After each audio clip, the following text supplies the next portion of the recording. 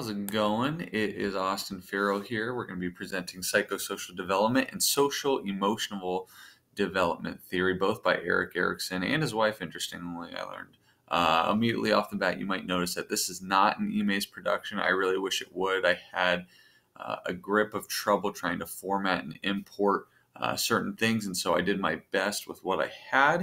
And so we got here is a PowerPoint / Google Slides, added some pictures, did my best with what I had. So I'm going to present it, and here we go. So in Erik Erikson's psychosocial development, we'll start with that. It consisted of 8 stages, and so we'll go through them one at a time. But the first is this stage 1. So before I go through all of them, I kind of want to describe each stage has its crisis. It's sort of a tension. It's tension. So there's a tension between trust and then mistrust. And based on how the primary caregiver is built a trustworthy or untrustworthy reputation, I guess you could say, the more the baby will either build a virtue of hope if the baby really trusts in the primary caregiver, or suspicion if they build mistrust. And this is just in the first year of life. So babies, they're uncertain of the world they live in, and they look to these primary caregivers for, like it says, sustenance and safety. And so if it's provided for, builds trust and hope. If not, it has the negative outcome of mistrust and suspicion. Now, the second crisis or this tension is autonomy and shame. And so this is in the second year of life, and it's the second stage. We're going to be moving up the stages. And basically what you want to build is this independence and self-will. That's the positive virtue that's supposed to come out of this if you let the child correctly build autonomy. Like I said, it's all according to the primary caregiver, what they're giving this baby. And then on the flip side, the negative outcome that can come out of this is shame, because if you keep on having the child fail and they don't receive help during their mistakes, they won't build as good of autonomy. Now, the person in I think it was the Khan video that we watched for homework, she points out something very, I would say, very important and noteworthy, is that in autonomy, you have to let them fail a little bit to learn. You just don't want an imbalance kind of on either side. So I think that's the main point that you have to make with each stage. Now, the third one is this initiative versus guilt tension and crisis. This is in 3 to 5 year olds, and it's the third stage. And so what you have here is that children are starting to show, like it says, more initiative. They're starting to lead. They're starting to ask questions. And they're trying to build this virtue of purpose during this stage, which is just amazing for such a young age. But you see, if the child is overly criticized by the primary caregivers or teachers or anything like that, for that matter, then they might feel discouraged to ask questions. They could feel guilt, inadequacy, and they could just stop asking questions overall and be that person who is more introverted in class, who feels ashamed to ask anything because they've been reprimanded so many times in the past. So that's our third stage. The fourth crisis or tension is industry versus inferiority. And it's hard to separate this idea of industry. It's not, the industry that we might think of where there's a bunch of buildings, but it's just the idea of being industrious versus feeling inferior. So in stage 4, this is ages 6 to 12.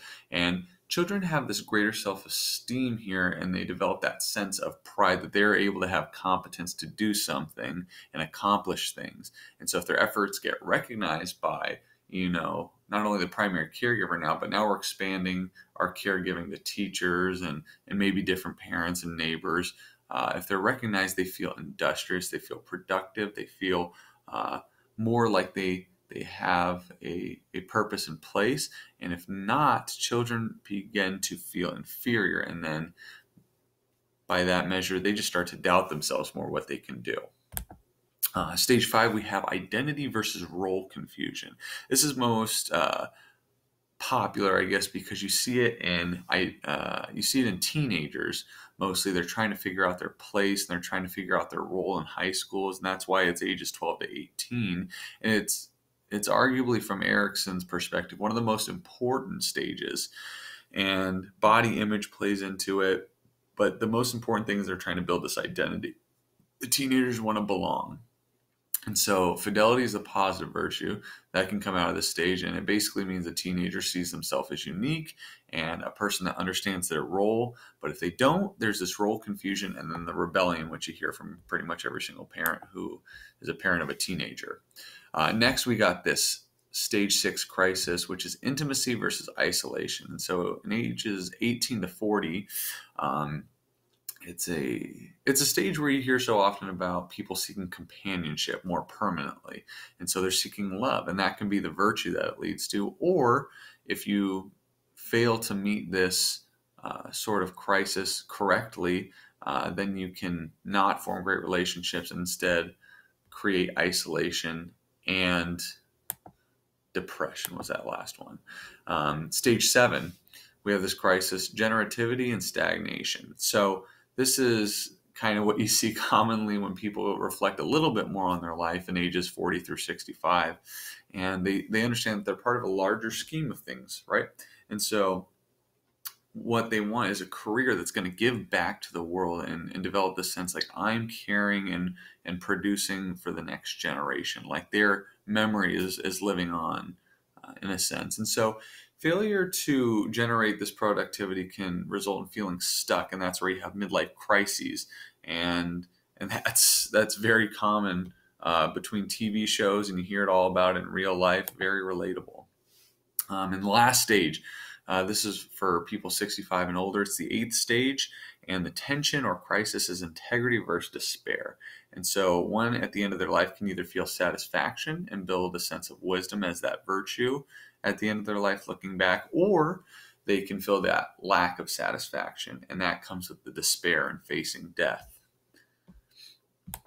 And then we move on to the social emotional development. So what is that? It can kind of seem really blurry and obscure, but what it basically is, it's these processes inside humans that involve you're developing the way that you express your emotions, the way you experience, and really importantly, the way you manage it, your own social and emotional perspective in life. And so this would include the ability to maintain and create healthy and positive relationships. And so, like we said, in every scenario, there's a responsive caregiver. And so that is a nurturer, and it consists of an adult or someone taking care of a child, seeing that they receive all the assistance they need in order to build those healthy social emotional developments that they need to. And so here you see also the term affective. And so this is having to do with mood sensitivities or attitudes, which is just part of the terminology of that we use in social and emotional development. We want them to be good with their affective behavior. And next, when you talk about emotional security, this is built if the caregiver nurtures that sense of safety. I think that might be stage 1, where they develop that trust and the hope based on how their primary caregiver gives them the things they need emotionally. So they will be great off emotionally if you have great provision of emotional needs. And then lastly, we just have healthy traits of social emotional development. So this is some of the things that are indicators of somebody who's doing really well in their social and emotional development. You have empathy, which I really like the term that they use, or I should rather say the definition they use. It happens in the 3rd year of life, which is much earlier than I expected, but this ability includes having the aptitude to try to experience another's emotional state. Then you have temperament, which is this more innate aspect of a person's personality. And usually people say, oh, that person's introverted, extroverted, or have these traits. That's sort of their temperament, their personality, and what they're like. Then you have self-efficacy, and this is when children recognize their own self-awareness and their own abilities, especially whatever is pertinent to what they're competent for. And this competency is what they can accomplish in their own setting or circumstance. And then you have emotional regulation, which, just like any other regulation, just like homeostasis or equilibration, which we learned about, it's just the ability to regulate those emotions and social behaviors so that they're acceptable for everybody else, and that's whatever's conventional. Lastly, for healthy traits, we have the sense of self, and this includes, knowing your own name, knowing your body, and just understanding yourself. Along with that, we have impulse control, which is just the ability basically to just have some self-control when you feel that emotional charge to react or do something. This is the development which allows you to think before you act. I don't know what you would say the word is, but you act in accordance with how you're supposed to, but also that you don't do it well. Impulsively, I guess you would say in the definition. And lastly, there's social understanding. And so this all comes with peer-to-peer interaction, which is important because the more that you get of that, then your ability to communicate and understand these social conventions and norms or mores, the better you'll be at that. And so you want peer-to-peer interaction with others. So anyways, thank you for listening to my presentation. I hope it was acceptable. Always grateful for what you do. Thanks.